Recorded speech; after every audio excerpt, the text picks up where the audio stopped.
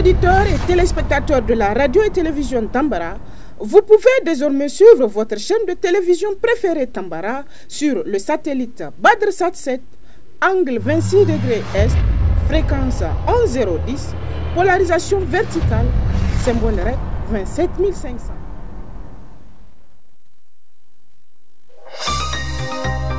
Suivez le journal avec STM Transport Voyageurs, une nouvelle façon de voyager.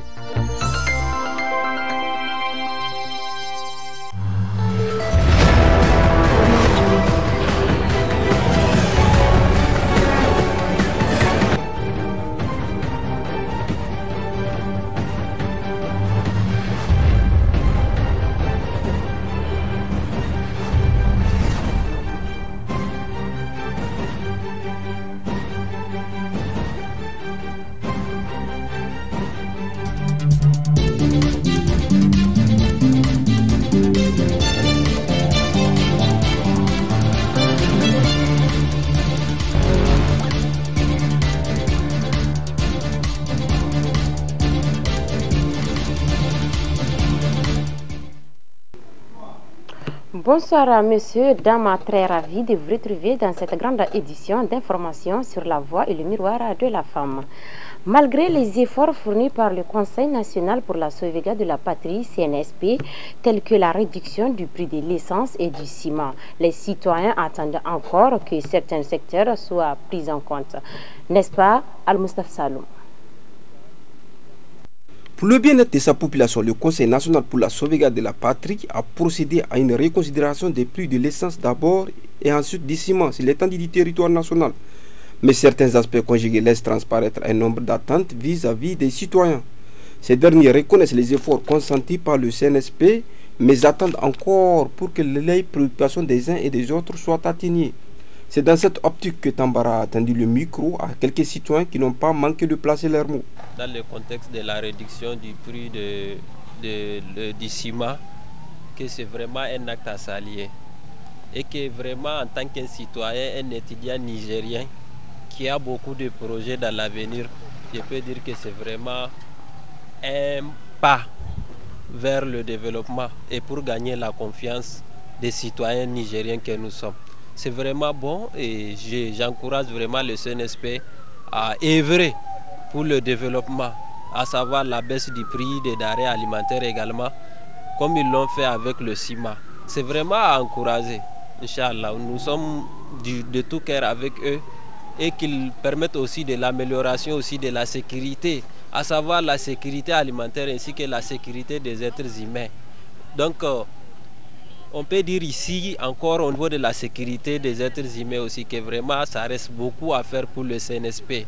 Parce que la gouvernance, ce n'est pas seulement sur un seul volet, une seule option. Il faut aussi mettre en place un système de protection, des mesures qui permettent à la population aussi de vivre. Et nos attentes à l'égard du CNSP, moi je dis que c'est un combat assez favorable aux côtés de la masse laborieuse, aux côtés des citoyens du Niger. Le prix du ciment qui s'élève de 55 000 à 59 000 est assez réduit. Maintenant, c'est un prix abordable pour tout citoyen qui a les moyens de se procurer vraiment une maison en nature. Ça, c'est un combat mérité et méritoire pour les citoyens du Niger.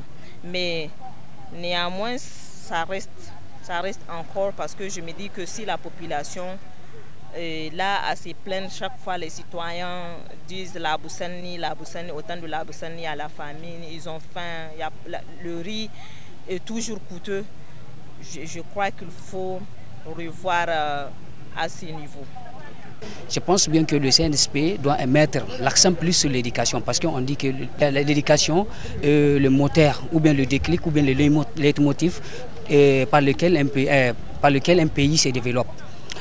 Si on prend aujourd'hui au Niger le système éducatif qui est instauré, c'est un système très archaïque si je peux le dire, parce que c'est un système qui ne sert qu'à venir verser des cours théoriques Alors que quand on prend les pays développés comme la France, on prend les pays qui sont en voie de développement comme la Rwanda, aujourd'hui c'est des pays qui ont opté pour des systèmes éducatifs là où la pratique est à 70% et les cours théoriques sont à 30%. Je pense bien que l'État doit pencher sur cet axe éducatif et voir de la manière la plus possible comment professionnaliser l'enseignement. Selon les propos recueillis, malgré les efforts consentis par le CNSP, beaucoup reste encore à faire. Toujours dans cette grande édition d'information, la rédaction de la radio-télévision Tambara s'est rendue au système d'information sur les marchés agricoles aujourd'hui, 22 octobre 2024, sur la baisse des prix du céréal. Des éclaircissements avec le coordinateur du CIMA.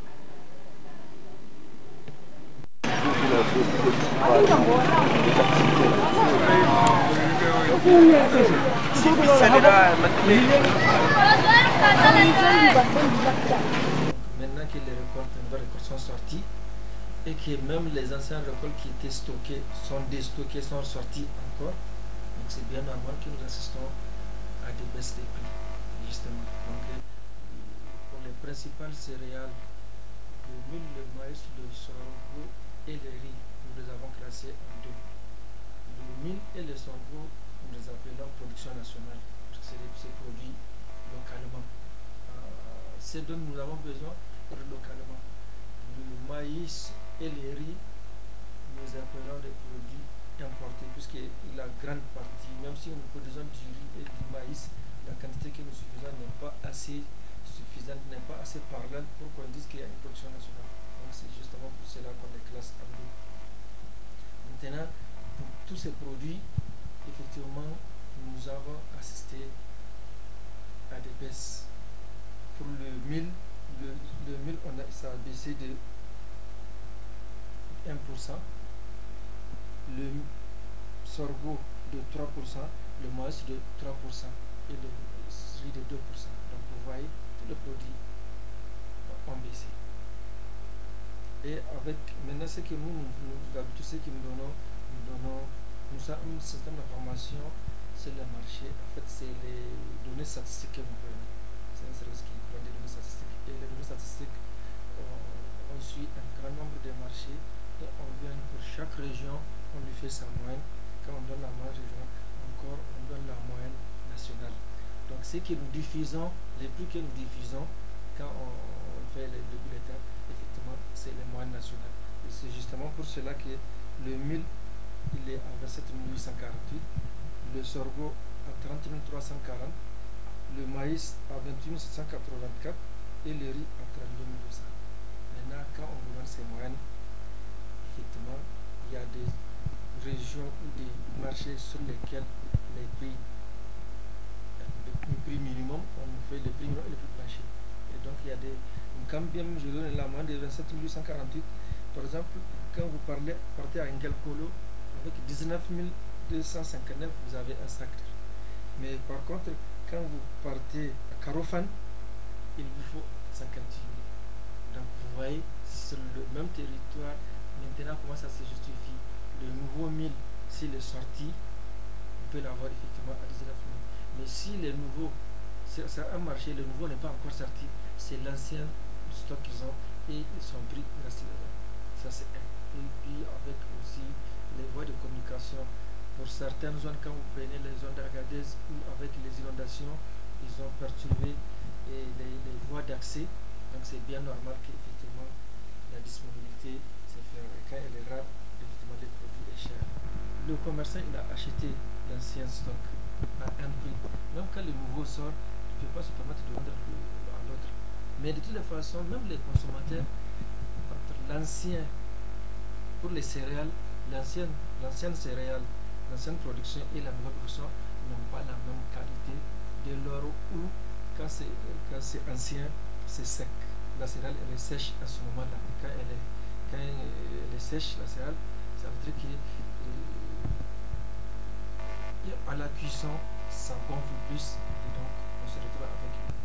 Oui, mais les nouveaux stocks, la majorité des produits présentés sur le marché, c'est la nouvelle production. Et c'est pourquoi on assiste à la baisse.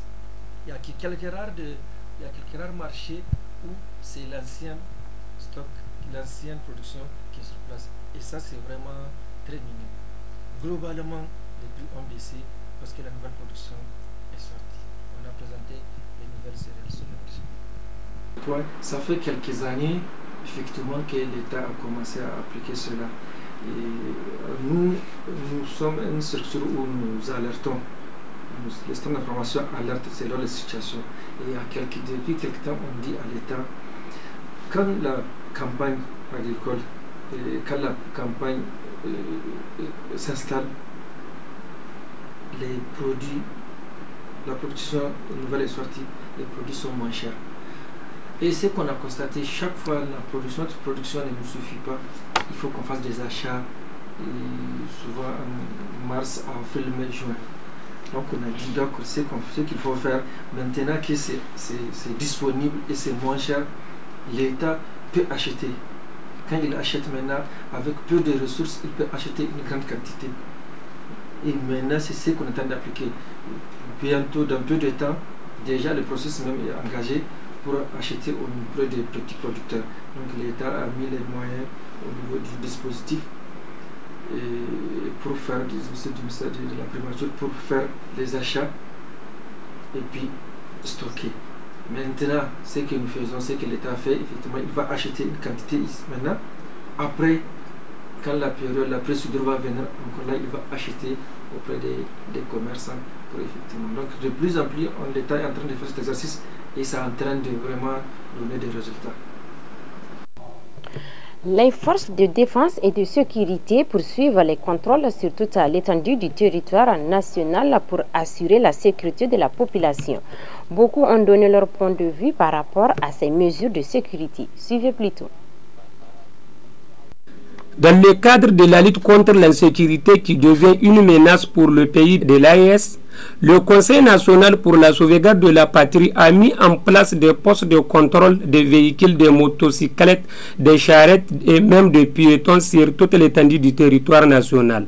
C'est dans cette optique que Tambara a fait un tour ce 22 octobre 2024 pour recueillir l'avis de la population. Oui, le contrôle, je ne dirais pas que c'est totalement bon. Mais je dirais aussi que c'est bon. C'est bon où par comment? C'est bon lorsqu'ils vont les repousser hors de la ville. Parce que ce n'est pas la ville qu'il faut fouiller.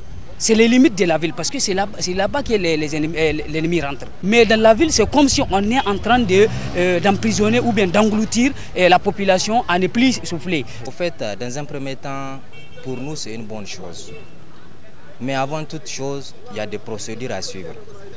C'est-à-dire ils ont commencé à contrôler des pièces des motos, ça c'est pas un problème. Mais au moins, nous en tant que citoyens, nous avons voulu à ceux qui nous avertissent pour dire qu'ils vont donner un délai, par exemple de 3 mois ou bien de 2 mois ou de 4 mois, par exemple. À partir de ces délais-là, tout celui qui n'a pas de plaque, quand on arrache sa moto, c'est son problème. Mais du moment où ils n'ont pas averti les gens, ils n'ont pas, comment il s'appelle, donner des chances à des gens pour aller chercher l'argent, parce que c'est une réalité. Il y a des gens qui cherchent qu'à manger. Aujourd'hui, on les a dit d'aller faire de plaques. Ça, c'est un problème. Je pense vraiment que la population est trop menacée. Puisque le CNSP, moi, j'ai voulu à ce qu'il contrôle, qu'il fait un contrôle d'abord avant de prendre cette décision. Puisque nous sommes aujourd'hui dans l'état où il n'y a pas, où les gens sont là stockés, sont stagnés. Les gens, il y a des gens avec des diplômes, ils n'ont pas de travail. Il y a des populations qui ne travaillent pas. C'est avec leur moto qu'ils travaillent pour manger. Mais quand on dit tu vas être à règle, comment tu peux être à règle sans recette, sans quelque chose d'abord? Je pense vraiment que le CNSP doit avoir un prix moyen pour que tout le monde sera à règle. Puisqu'on ne peut pas amener cette décision, une décision fixe pour dire que tout le monde sera à règle. Qu'il doit donner un temps raisonnable pour que tout le monde arrive à avoir réglé les pièces ou autres là. Puisque je pense vraiment que, je me rappelle des années antérieures, on a eu les cas. On a dit d'ici quelques mois, tout le monde doit avoir ses pièces avec une réduction moyenne. J'aimerais assez que la population nigérienne aujourd'hui doit comprendre que les pouvoirs et les régimes, ça dépend de l'acteur. Puisque nous, les observateurs, en tant que les dirigeants, nous voyons toutes les choses faciles. Ce n'est pas facile. Donc, ce qu'ils ont fait, ils n'ont qu'à d'abord diminuer le prix des denrées alimentaires. Aujourd'hui, si on arrive à avoir des denrées alimentaires à prix abordable et qu'aujourd'hui, le côté chômage, le chômage est réduit, je crois qu'on n'a même pas besoin de dire à la population de se régulariser. La population serait consciente, on est une population consciente, on est à 80, on est à la majorité, mon pourcent on est jeune au Niger. Donc aujourd'hui je crois que ce que le CNSP doit faire, c'est pas essayer de mettre la pression sur la population afin de régulariser le problème. Aujourd'hui imagine un étudiant qui n'a ni touché sa bourse, ni l'aide sociale. Aujourd'hui on demande à cet étudiant, on ne sait pas par quel mécanisme il a pu faire pour acheter une moto de 150 000 au lieu de faire des papiers qui vont lui coûter à 80 000 ou 100 000. Donc je pense qu'un Nigérien qui a un problème de comment satisfaire ses besoins alimentaires ne peut pas en tout cas se donner cette chance-là. Sinon, c'est proposer lui-même d'aller payer donc, le prix du ciment. Payer ciment pour construire une maison ou derrière le ventre à faim. Ce n'est pas possible. Mais c'est un acte à saluer, comme j'ai eu à le dire. Nous attendons aussi beaucoup du CNSP en tant que jeunes. Donc il va falloir que le CNSP crée des conditions pour que nous puissions avoir des emplois. Grâce à ces opérations de contrôle des forces de défense et de sécurité, le pire a été évité. Par ailleurs, jusque-là, la menace n'est pas écartée. La contribution de tout un chacun est impérative.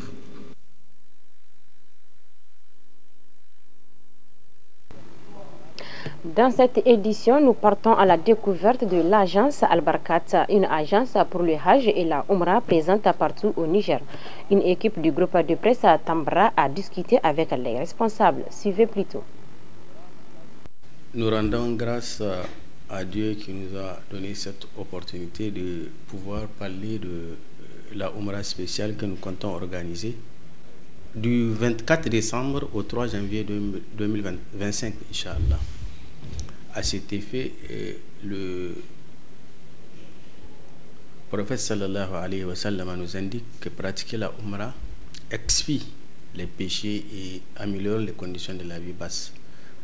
C'est dans cette optique que l'agence de voyage pour le pèlerinage et la Umrah Al-Barkat compte organiser une Umrah spéciale. À cet effet, deux options vous sont proposées. Il y a l'option ordinaire et l'option VIP. Mais l'innovation de cette Umrah spéciale, c'est qu'il y a le package enfant et le package bébé. Pour le package ordinaire, nous avons réservé à la Mecque comme à Médine les meilleurs hôtels. C'est ainsi à Médine, nous avons réservé Sahama Zahabi, et un hôtel qui est proche de la mosquée du prophète sallallahu alayhi wa sallam, comme à la Mecque, Manar al-Azhar, très proche aussi de la mosquée. Pour le package VIP, nous avons réservé Ru'i al-Madina. C'est aussi un hôtel qui est proche de la mosquée du prophète sallallahu alayhi wa sallam, et à la Mecque, Anjoum, hôtel que vous connaissez très bien. Le kit complet pour le package ordinaire, c'est 1 200 000 francs CFA. Et pour le package VIP, c'est 1 750 000 francs CFA. Tenez-vous bien, l'inscription à la Umrah spéciale vous garantit la visite de la Raouda. Par la même occasion, Al-Barkat vous informe que les inscriptions pour le Hajj et la Umrah 2025 se poursuivent également. Ainsi, la vente des billets pour toutes les destinations se poursuit aussi au niveau de Al-Barkat, Inch'Allah. L'agence pour le pèlerinage et la Umrah Al-Barkat vous promet d'accomplir toutes ses obligations contractuelles ou même mieux, Inch'Allah, avec ces pèlerins. Nous vous attendons avec plaisir à notre siège national situé à Wadata ou contactez notre service commercial au 20 74 27 62 ou 90 41 61 51 ou au 97 10 20 119. Inch'Allah, à l'agence Al-Barkat, votre satisfaction est notre défi. Le représentant du gouverneur empêché d'Ottawa a procédé au lancement du mini-forum régional sur la surveillance des décès maternels et périnatales et riposte ce 22 octobre 2024 dans la salle de réunion de Michel Daura de la région. N'est-ce pas, Moussa Adatou depuis Ottawa? Le secrétaire général du gouvernorat d'Ottawa, M. Yacouba Soukairajou, représentant le gouverneur empêché, a procédé au lancement d'un mini-forum régional sur la surveillance des décès maternels et périnatales et riposte ce matin du mardi 22 octobre 2024 dans la salle de réunion du Michel Dauré d'Ottawa. L'objectif de ce forum est d'échange surveillance des décès maternels, périnatales et riposte et la redynamisation des comités de vigilance de la lutte contre les handicaps. Dans son allocution, M. le secrétaire général du gouvernorat d'Ottawa a souhaité la bienvenue à tous ceux qui ont effectué les déplacements pour assister à ces mini-forums. Il a également rappelé les taux de cas enregistrés des décès maternels, périnatales et riposte au Niger avant de déclarer ouverts les travaux du forum. En dépit des efforts fournis, la situation de la santé maternelle et néonatale est peu reluisante dans notre pays. Cet état de fait s'explique par le ratio de mortalité maternelle et le taux de mortalité néonatale.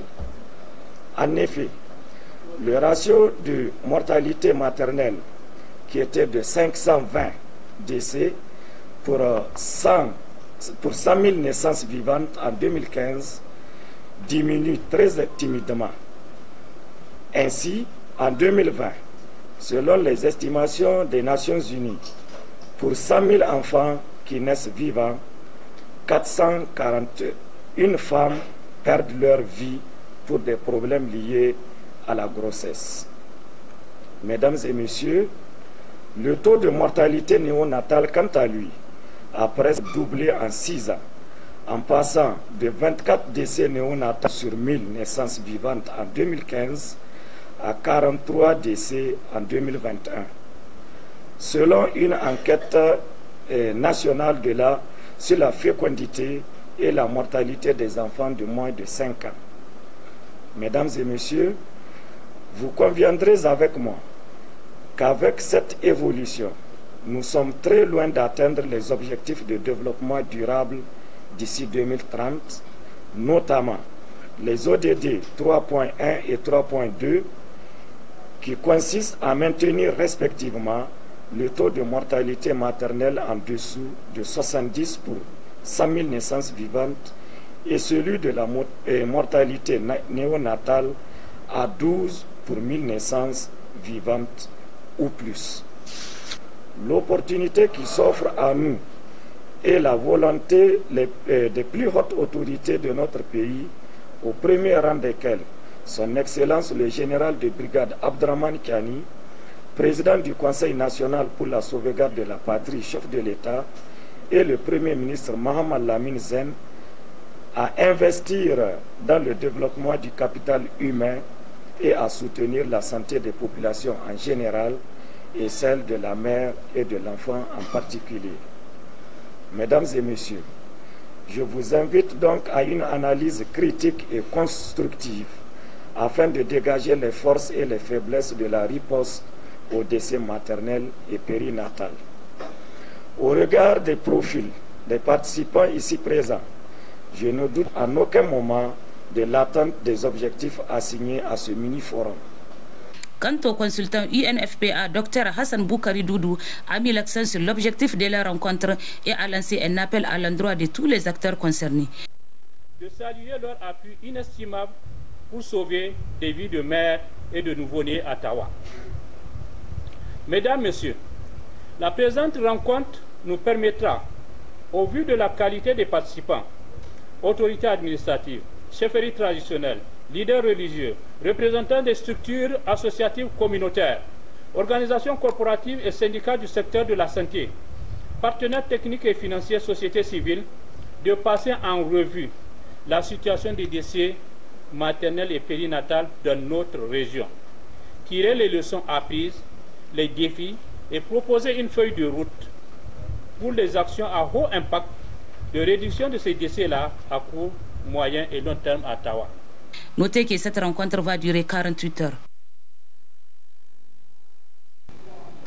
Toujours dans la région de Tawa, actualité à Tawa, une cérémonie de remise de diplôme de la formation en infographie dans les locaux de l'hôtel de ville de la région. Plus de précisions avec nos correspondants depuis la région. Cérémonie de remise des diplômes de la formation en infographie organisée par le COSNAS en collaboration avec le cabinet H-Protect, présidé par le premier responsable de la région de Tawa, le colonel-major Oumarou Tawaye. Cette rencontre a vu la participation de l'administrateur délégué de la ville de Tawa, du coordinateur du COSNAS et bien d'autres invités. Dans son allocution, le gouverneur de la région a adressé les salutations des plus hautes autorités du pays. Il a également félicité les acteurs de cette initiative avant de déclarer officiellement ouverte la cérémonie de remise des diplômes. Je salue vraiment le soutien de COSNAS qui a voulu former ces jeunes à l'obtention d'un parchemin. Et un parchemin il ne faut pas attendre. Vous avez une formation, vous avez l'essentiel, donc il faut savoir aussi se battre, il faut savoir se débrouiller pour pouvoir assurer donc les futures fonctions que vous allez chercher certainement par-ci par-là. Parce qu'après la formation, il faut chercher à travailler. Aujourd'hui, les plus hautes autorités sont en train de se battre contre le chômage, surtout le chômage des jeunes. Parce que comme vous le savez, la jeunesse est la pierre de lance du développement d'un pays. Donc une jeunesse ignorante, c'est une jeunesse qui va tout droit au mur. Parce que une jeunesse qui ne sait pas là où elle va, qui ne sait pas ce qu'elle fait, c'est que c'est un danger public. Et nous ne voudrons pas que cette jeunesse soit dans ce cadre-là. C'est pour ça que, au-delà de la formation que la COSNAS a donnée, les plus hautes autorités aussi sont en train de se battre pour pouvoir former les jeunes dans tous les domaines. En prenant la parole, l'administrateur délégué de la ville de Tawa, M. Sahabi Moussa, s'est dit réjoui de cette initiative avant de les motiver à multiplier leurs efforts en vue d'apporter leur contribution à la jeunesse pour le développement du pays. Je me réjouis du COSNAS qui a organisé et financé votre formation pour que vous puissiez avoir un parchemin que vous allez utiliser dans votre vie future. Je vous demanderai à votre tour d'avoir plus d'esprit d'initiative pour utiliser quotidiennement ce que vous avez reçu comme formation. Je voudrais dire par là, il ne faut pas attendre, il faudra vous battre. Vous avez eu une cuillère, sinon je dirais une pelle, avec laquelle vous pouvez aujourd'hui vous débrouiller pour avoir cet emploi-là. Le coordinateur du COSNAS de la région d'Ottawa a rappelé l'objectif de cette rencontre avant de souhaiter bon usage aux récipiendaires. Notre ambition, c'est de permettre à de nombreuses personnes d'avoir accès à une formation de qualité et de contribuer au développement de compétences numériques au sein de notre communauté facilitante, ainsi l'insertion d'emploi des jeunes. Enfin, chers récipiendaires, cette attestation est bien plus qu'un bout de papier. C'est la preuve de votre capacité à apprendre pour adapter et à relever des défis. N'oubliez jamais que le savoir est un pouvoir et que ce que vous avez acquis ici est un atout précieux pour votre avenir personnel et professionnel. Notez que cette cérémonie a été sanctionnée par la remise des attestations aux apprenants.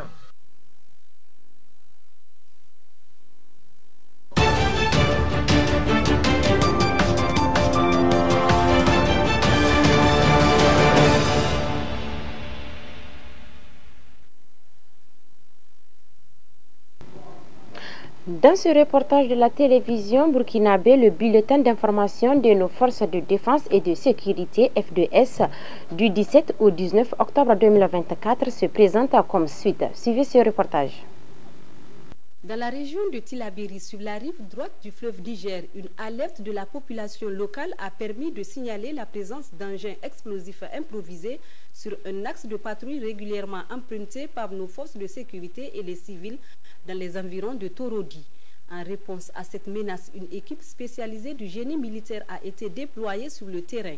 Grâce à leur expertise, ces mines ont été localisées et neutralisées, assurant ainsi la sécurité des usagers de la route et des FDS. Dans la nuit du 18 au 19 octobre, un autre incident a eu lieu dans la ville de Terra où des tirs ont été entendus. 4 individus suspects repérés par une patrouille de sécurité ont ouvert le feu lorsque celle-ci a tenté de les intercepter.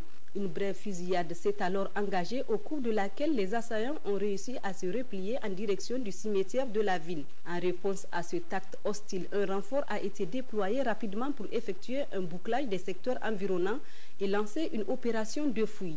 Au cours de cette action, l'un des assaillants a été neutralisé et son arme saisie.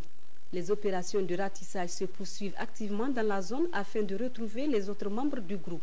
Dans la région de Dosso, dans le cadre de l'opération Damissa, le jeudi 17 octobre dernier, une unité des forces de défense et de sécurité a mené une intervention réussie aux abords de la localité de Djaboukiria, dans la région de Dosso. Au cours de cette opération, un convoi d'animaux en provenance du parc du W, probablement volé, a été intercepté. Cette action a permis l'arrestation de 17 individus impliqués dans ce réseau de vol de bétail ainsi que la récupération de plus de 200 têtes de bovins. Dans la région de Difa, dans le cadre des opérations de sécurisation menées à l'est du Niger, plusieurs actions d'envergure ont été conduites. Dans la nuit du mercredi 16 au jeudi 17 octobre 2024, 9 individus armés ont été repérés à proximité de Gagamari par un vecteur aérien en surveillance. Les forces de défense et de sécurité ont rapidement réagi et intercepté les assaillants près de Chetimari. Au cours de cette opération, un des terroristes a été neutralisé, plusieurs autres ont été blessés et un fusil d'assaut AK-47 avec un chargeur Gavni a été saisi. Plus tard dans la journée, une patrouille des forces de sécurité a déjoué une tentative de ravitaillement du groupe Boko Haram sur la berge de Kotambarwa, à 17 km à l'est de Kablewa. Lors d'un échange de tirs, les assaillants ont été contraints de se replier vers le lac, laissant derrière eux 2 terroristes présumés qui ont été arrêtés. En outre, plusieurs autres ont été blessés. Dans le cadre du sommet des BRICS qui se tient chaque année en cette année de 2024, certains pays en voie de développement comme le Nigeria souhaitent également rejoindre ce groupe. Suivez ce reportage de Afrique Info. L'expansion rapide du bloc des BRICS en tant que puissante organisation géopolitique mondiale a été remarquable. En janvier de cette année, 5 pays, à savoir l'Arabie Saoudite, l'Iran, l'Égypte, l'Éthiopie et les Émirats Arabes Unis, ont rejoint l'organisation qui, à l'origine, était composée du Brésil, de la Russie, de l'Inde, de la Chine et de l'Afrique du Sud. Aujourd'hui, plusieurs dizaines d'autres pays, parmi lesquels la Turquie, la Thaïlande, la Malaisie et le Nigeria, ont manifesté leur intérêt pour rejoindre ce bloc. D'ailleurs, son sommet aura lieu cette année en Russie. Ces pays estiment qu'ils ont des intérêts communs, des objectifs communs, des aspirations communes en matière de développement, et ils pensent que travailler ensemble sera mutuellement bénéfique. Je pense donc que c'est la principale motivation de la formation des BRICS. L'enthousiasme pour l'Alliance grandit à mesure que plusieurs pays, en particulier ceux du Sud, continuent à chercher de meilleures solutions pour résoudre leurs problèmes économiques et ceux liés au développement. L'essence des BRICS et les avantages pour les États membres sont de tirer parti de l'unité, du pouvoir de l'unité pour se développer. On ne peut pas rester à terre indéfiniment. Ils ont le droit de se regrouper, de se développer et de changer leur destin. Avec cette expansion, le groupe pourrait adopter un nouveau nom pour refléter sa nouvelle composition. L'appellation BRICS Plus a même été évoquée, mais il n'y a pas encore eu de confirmation officielle. Selon les données de la Banque mondiale, les membres des BRICS représentent environ 45% de la population mondiale. Quant à leurs économies, elles comptent pour environ 30 000 milliards de dollars, soit 28% de l'économie mondiale. Des analystes estiment que les avantages pour les pays membres pourraient être colossaux. Les avantages sont nombreux et la compréhension est meilleure concernant les besoins de certains de ces pays en développement à l'intérieur d'eux-mêmes. Ceux qui sont membres de groupes plus forts sont mieux disposés à soutenir les plus faibles.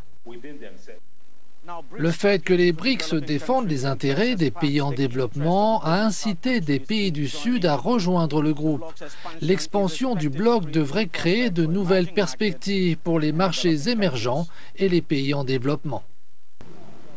Monsieur, dames, c'est ici que se referme à ce 20h15. Merci de nous avoir suivis et merci de nous avoir choisi de vous informer. Bonne suite.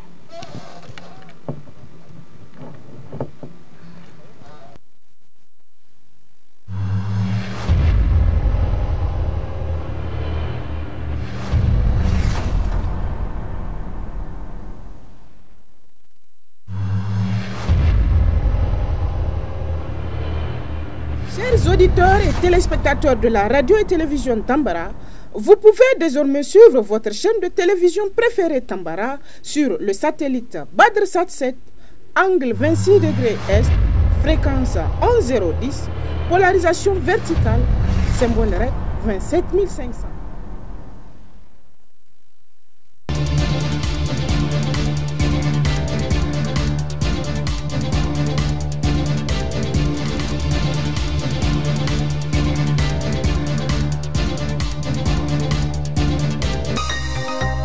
Ce journal vous a été présenté par STM Transport Voyageurs.